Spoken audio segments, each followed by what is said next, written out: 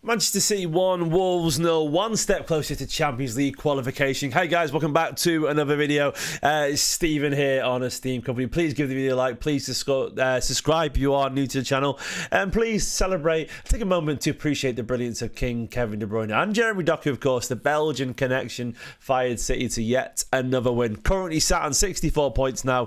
Just a couple more victories will do it and get us Champions League qualification. We are 4 points ahead of Chelsea and Forest, who are 5th and 6th respectively on 60 points. Yeah, just 2 more wins and we get there, because they won't be able to catch us at that point, and we'll almost certainly get them when you consider the fixtures that we've got coming up. Yeah, very happy, absolutely. I'm not going to sit here and tell you it was a classic game, but honestly at this stage of the season, do I care if it was a good game of football? No, I really don't, man. I just don't. I don't care. I just don't care. We could sit here and talk about maybe he should have done that and maybe he should have done this, and it's probably all true, but does it really sort of matter? No, it doesn't matter. The only thing that matters right now is that we got the 3 points, and we did get the 3 points, and we were the better side, and just, or maybe not about the better side, it was sort of even, really, if I'm being honest with you. They had their moments, we had ours, but we won. And we are at that stage of the season. We are just very much about getting through the games right now and seeing our way through. Thank you so much to everyone watching, by the way. Already missed a roll-up with the super chat saying Doku again. Maybe he should be in the title of the video instead, actually. Thank you so much, mate. I've just putting some chats there so I can get it on screen. There we go. Mr. Rowe said Doku again saving our Champions League hopes. Yeah, absolutely. Yeah, thank you to Doku. I'll talk about him in a second, more intensely, but thank you. You're absolutely bang on. Doku's in cracking form towards the end of the season, and a big assist for him. And yeah, absolutely deserves the plaudits that he will no doubt get tomorrow in my 5 Things Learned video, if I'm being honest with you. It'll probably be the title of the video as well tomorrow. But I'll look at the actual stats from the game for you. There we go. 1 second. Let me just get it on screen so if it's on. There we go. Ultimately, it was an ugly game of football. You know, I'm not going to sit here and tell you it was pretty. 64% possession for City, 1 big chance each. They hit the post a couple of times, though, don't forget. Total shots, 9 to their 6. We definitely wasted a couple of chances that we should have done better with as well. Wolves will almost certainly feel like they should have scored. I reckon a goal apiece might have been a fair result in the end, if I'm being honest. We were much better in the second half than keeping them out. I mean, look at the state of that second half, by the way. Both teams sort of limping to absolutely nothing with the chances there. But I'll talk about what the game actually means, what the points mean, you know. I'll bring up the actual Premier League table, because this doesn't seem to show it on SofaScore. There's the Premier League table for you. That is the only thing that matters. 4 points clear. We could hunt down Arsenal, but we're winning an awful lot of games. You would think we're going to get there. Forest aren't playing particularly well. Chelsea are 2 up and down. Newcastle have got, I think they've got Liverpool to play. I think they've got Arsenal. Well, no, they've got Arsenal, Brighton and Chelsea to play Newcastle. So they're almost certainly going to drop some points there. We're going to be fine, basically. And that is all I care about. There's loads of rumours about, you know, potential signings for next season. Get top 3 or 4. Get Champions League football. And then focus on that rebuild, which we do need to do. And these are the fixtures, of course, that we've got coming up. I'll show you on the screen right now. We've got Southampton away next weekend, which you'd think would be a banker. I think we'd win that in 8 days from now, away from home against a relegated side. FA Cup final, of course, but then only a couple of days later, you've got, 3 days later, Bournemouth at home as well. I would think, hopefully, 3 wins in a row there, FA Cup final, and then Bournemouth, De Bruyne's last game at the Etihad Stadium, secure Champions League qualification. Then hopefully the Fulham game is sort of a nothing game for us before we take a month off ahead of the FIFA Club World Cup. I'm really hoping we get there, you know, and then we don't have to worry about the Fulham game. I'm sure we will do. The actual game itself, I'll go into the actual lineup, so we'll talk about it in a little bit more detail. This is how we lined up, of course. Nunez, Diaz, Vardy, and O'Reilly at the back line. It's the same as recently. Ederson returned after injuries. Bernardo Silva, Kovacic, Gundogan, De Bruyne. The uncles were in midfield. Doku on the left, Marmoush on the right, De Bruyne and Gundogan sort of playing as quasi-false nines, the pair of them. We've seen a fair bit of that recently with McAtee, Marmoush out wide with De Bruyne a bit through the middle. I know everyone got frustrated about Marmoush playing on the right. I sort of did as well, but at the same time, Marmoush made a billion runs in. The problem for me about Marmoush wasn't where he started, it's where we never found him. That was the main issue I thought with with Marmoush. And De Bruyne wasn't even playing the passes over top actually either, which I was surprised by. We weren't really playing we weren't really playing to his strengths. I don't mind. I think Mamouchi's fine, by the way, playing on the left or the right or through the middle. As you just have to play the passes. You have to play the passes. I was sat watching that game thinking, a younger Kevin De Bruyne, a fit Rodri would be playing those diagonals over the top, but no one else is doing it because we're not good at doing it. You have to find the passes to the runners, and Mamouche will get in behind. So that's where we're at. We did lose that battle at first in midfield. They were running rings around us, the trickery, the technical ability of Gomez, Bellegarde, Aït-Nouri, Cunha, Semedo. Fulham. Wolves are a good side. They are a good side. I know they weren't great, but when you look at their results recently, they're what? Was it a 6-game winning streak? Everyone around them, West Ham, Leicester, United, Spurs, Ipswich, Southampton, teams like that. But they were beating people. So they were winning an awful lot of games, and you can only respect that run of form that they're in. They've been a tricky side to play against. And watching them today, you can see why. They are skillful, they're athletic, they're aggressive. They probably were lucky to stay on the pitch with 10 men. Was it Aït-Nouri when he caught Bernardo really high on the ankle? I'm very honest with these things. I absolutely get why it'd be a red card. In full motion, I think it might have been an accident. Slow motion makes it look really dodgy. I don't know which one it was, but the fact that it didn't happen, given the standards of decisions that based off modern standards should be a red card. I'm quite gentle with these things. I think if a player doesn't mean it, look, I sometimes get it. But you might have meant it. I don't know. But I can, look, honestly, that was, in modern football, there's no way if that's against Liverpool, it's not a red. There's no way if that's against United, it's not a red. Look, I find it wild. Like, that was not, deemed something. I mean, they got very lucky there because it was dirty and Bernardo's leg actually bent. He got very lucky not to slap his leg. But the actual midfield in the first half, we were getting overrun. The high line wasn't... The high line wasn't particularly effective. You think, where's Kusanov? Kusanov's not even on the bench right now. I think that's entirely down to squad numbers, by the way. Kanji's got the number instead, They got caught in behind. And if Bellegarde could play a pass, then you get 1-0 down quite easily. Then Aït-Nouri, of course, hit the post, then cleared off the line. Everyone goes on about the chances they had, including both of Aït-Nouri's shots, but you've got to bear in mind, it's only one of them could go in, so it wouldn't be both that went in, if that makes sense. You can't get 2 goals from one chance. So it would have been 2 clear-cut chances they had in that first half, which they probably should have scored from. One of them at very least. People always miss one chance, so they probably should have scored. Well, technically it was 3 chances, wasn't it? Because one of them would have gone in of the 2. So yeah, I mean, they really should have scored. I don't know how they didn't go in. We were very, very lucky. The goal itself, Jeremy Doku, absolutely excellent. I think Doku is right now proving that he deserves to be a big part of this squad going forward. There are questions around his overall end product in terms of goals and assists, but look, brilliant play to get past the fullback and then cut it back to De Bruyne. You see the replay as well. He gets his head up and looks over and plays it back to De Bruyne. And De Bruyne gets the goal. Nice symbolic goal and a lovely moment. De Bruyne himself, look, Brian with a super chat, very nicely leading into this, saying, right time for Kev to leave. 10 years is enough. I love Kevin De Bruyne. Kevin De Bruyne is my favourite ever Manchester City player. Kevin De Bruyne follows me on Twitter, so I'm risking offending my favourite ever footballer here. I love Kev. I know he watches these things sometimes. I love him so much.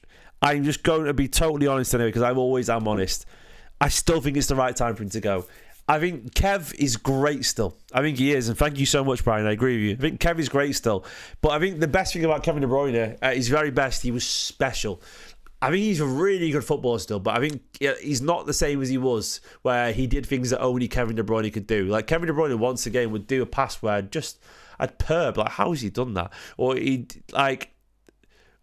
No, I'm not being paid by... I wish I'd been paid by the ball, man. I'm fucking skint. But I just think it's the right time to go, because I think at 400 grand a week, I like seeing players go out on a high. I didn't like it how Yaya left when he was just naff, man. Like, he got injury prone and he was old, and like, if he stayed,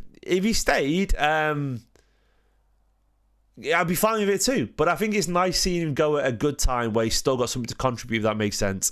Hard Walker went out. I don't like it when they just sort of limp out, David Silva went out on a high. Aguero was sort of a squad player, and it felt a little bit like...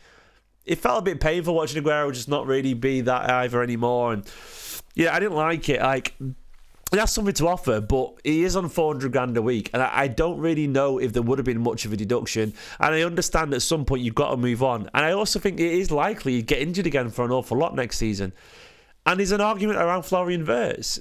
I think the temptation of De Bruyne going makes us more appealing for a young attacking midfield. I think it does. I think if Florian Wirtz, you're worried about De Bruyne being around still and getting game time still. And I think you generally are. So, look, I know it's brutal. I know it's really hard. But De Bruyne struggled a lot this season until the end of the season, which is nice. I'd rather it's this way round because I'd rather, you not have a great season than struggle than disappear. I'd rather him have like a slow start and then a really poor mid-season, but then come back at the end and it impresses. I mean, we have to move on at some point, and it feels like a natural conclusion of his contract. He'll hopefully get the chance to captain us to win the FA Cup. He'll drive us on to Champions League qualification, and I'd be happy if he stayed because I love him.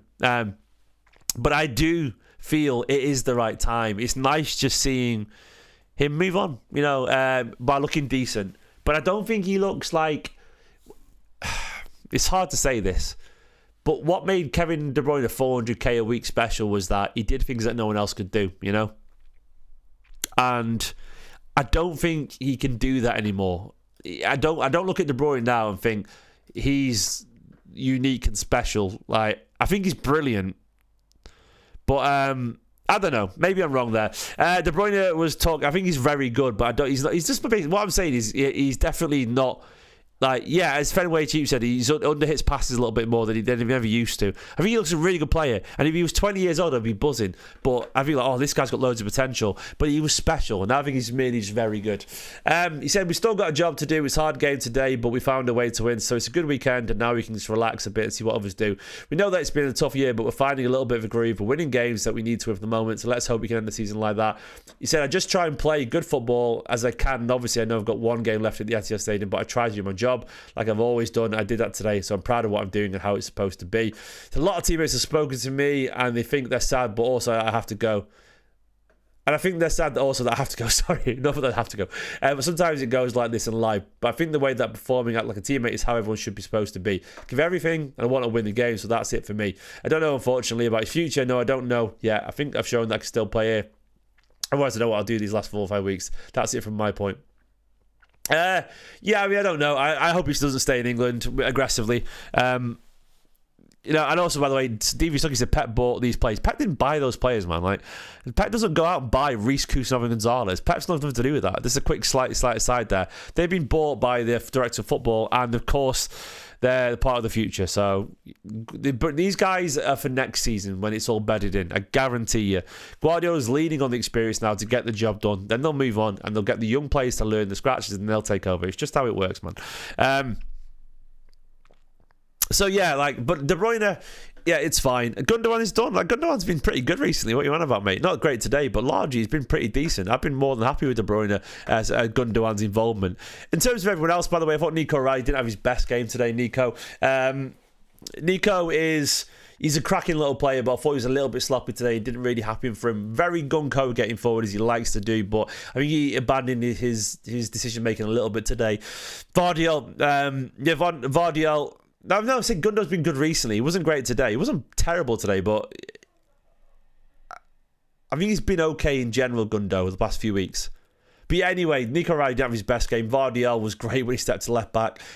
Diaz, fine. I mean, caught the high line a little bit, but it's not his fault. Nunez not as composed as he's been recently as well. I thought he was a little bit sloppy on the ball recently, but today even. Bernardo, sort of aggressive. Kovacic, not as assertive as he would have been. The midfield just wasn't quite as good today. I think Marmoush's guys, of course, you play him on the right. I don't mind where he plays. You just got to play the passes in behind. We didn't really play him. We didn't play him much. Play the passes in behind and make the runs. De Bruyne, fine today. James Foden got on the pitch today anyway, mate. That's where we saw him today. So, yeah. But anyway, then, of course, Doku got his assist. He's done his job. If you get your assist as a winger and you win the game, you've done your job. And he works hard. So, yeah. The goalposts, we've got to sign the goalposts up. Another couple of post hits. 5 in the last 2 games. Absolutely ridiculous. Look, I'm not going to sit here and tell you today was fantastic. It just isn't.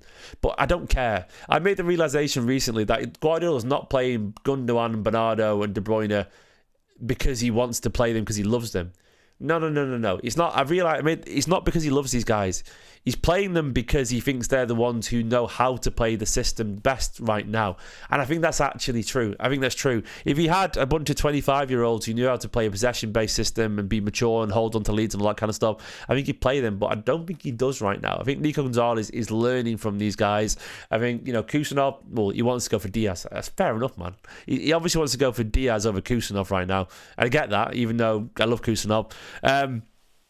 And he just doesn't want the giving the ball away a lot. Like, the reason he's not playing Savinho and Doku together is because they give the ball away a lot. He wants to play people who keep the ball and do 1,000 million passes and realign who City are. You don't have to like it, but they want to. City Fear Factor is gone, mate. Yeah, we know we're not a thing, but how many games have we won in a row now? We've won a lot of games in a row. So Guardiola wants to find, a sort of. Consistency in how we play again, and I get that it's not pretty, but it'll come back in time. The younger players will get up to speed again. They'll start to keep the ball a little bit better. He wants 1,000 million passes, and when Oscar Bob, who's injured by the way, gets into the team, and when you get your next generation of players coming, they'll take over from these players. I'm almost certain. For now though, Guardiola wants the system that he knows can keep the ball, because he knows that that's how we're at our best if we keep the ball, and I don't think the other players keep the ball as well. And it's just simply that for me. But they'll get new ones in who can do that, and then he'll teach them, and that's how it'll be. Anyway, guys, I'm not going to go on forever because it is quite late at night. I'm knackered today. We are set for Champions League qualification, I would argue. We almost certainly will beat, Southampton away. Then we'll probably beat Bournemouth at home, I would guess. Fulham, we're going to be okay. We're going to be all right. I know it's not a pretty end to the season. This dude hates Doku. What are you on about, mate? I hate Doku. Right? It's what I find the tweet, mate. I want to find the tweet for you. Me or someone else? Because if you think I hate Doku, wow. Let me just find the tweets for you about Doku. I do not hate Doku. I think we're blessed that Doku exists. That is my honest opinion on Doku. I think we're so lucky that Jeremy Doku is a footballer. Me, someone else in the chat. Okay, fair enough. My opinion on Doku is that I don't know if he'll get much better than he is, but I'm glad he exists, because I think Doku is. There's my views on Doku for what it's worth, just to clear up any doubts. So I love Doku, man. I don't know how good he'll end up being, but I just love that he exists. Full stop. We're in an era of runners and intense focus on structure and risk mitigation, and then Doku exists. Just a ridiculous player who wants to dribble and make shit happen. He's fun and he's relentless, and he's the kind of footballer I wished I was in the playground, but at an elite level. Put it this way, it's better for him existing. That is my. This guy, he's okay. There's still someone else, but yeah, I think Doku, he definitely could get better. But I think he needs better players around him. I think he does. But I think Doku is relentless and aggressive, and he's fun. So I'll take that all day of the week, guys. We are currently sat in third. Things don't look too bad. We're not perfect tonight, but we got a win, and luck's on our side right now. Thanks for watching. Like the video, subscribe in a bit, please. See you tomorrow.